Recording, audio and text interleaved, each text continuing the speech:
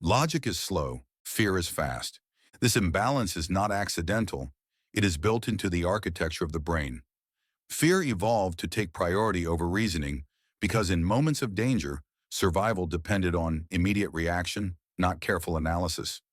As a result, when fear is activated, logic is not consulted first. It is delayed, weakened, or temporarily shut down. When a threat is detected, the amygdala sends signals that redirect neural resources away from the prefrontal cortex, the area responsible for reasoning, planning, and decision-making. Blood flow and energy shift toward systems designed for action. This biological rerouting ensures speed, but it comes at the cost of rational evaluation. In fearful states, the brain is not asking, "Is this true?" It is asking, "Is this dangerous?" Fear changes how information is processed. Instead of weighing multiple possibilities, the mind narrows its focus. It simplifies complex situations into binary outcomes: safe or unsafe, threat or no threat. This reduction removes nuance and discourages critical thinking. The world feels more certain, but that certainty is built on urgency, not accuracy. Logic requires cognitive flexibility. Fear reduces it. Stress hormones such as cortisol interfere with working memory and executive function. This makes it harder to hold multiple ideas at once, compare evidence, or question assumptions. Even intelligent individuals can struggle to reason clearly when fear is active. This is why fear can override knowledge, experience, and prior beliefs. Fear also amplifies emotional reasoning. When afraid, feelings become evidence. If something feels threatening, the brain treats that sensation as proof. Logical counter-arguments feel irrelevant or unconvincing because they arrive after the emotional conclusion has already been drawn. This is why fear is persuasive. Once fear takes hold, confirmation bias intensifies. The mind actively searches for information that supports the fear and ignores information that contradicts it.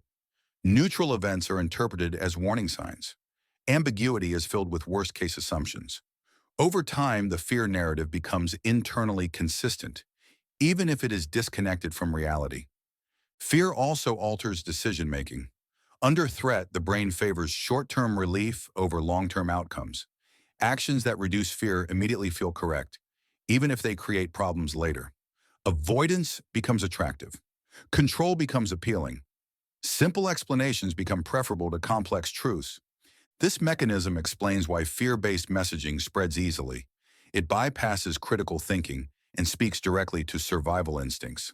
When fear is triggered, people become more receptive to authority, certainty, and clear directives. Questioning feels risky. Compliance feels safe. Logic thrives on uncertainty and patience. Fear cannot tolerate either. Another reason fear overrides logic is that fear is embodied. It is not just a thought. It is a physical state. Increased heart rate, muscle tension, and altered breathing create sensations that reinforce urgency. These bodily signals feed back into the brain, strengthening the perception that something must be wrong. The body convinces the mind. Fear also compresses time. The future feels immediate and unavoidable. Long-term reasoning becomes difficult because the brain believes action is required now. This temporal distortion makes calm analysis feel irresponsible or dangerous. Importantly, fear does not eliminate intelligence. It redirects it. The mind becomes highly focused, but narrowly so. Problem-solving occurs within the boundaries defined by fear. Solutions outside those boundaries are dismissed before they are fully considered.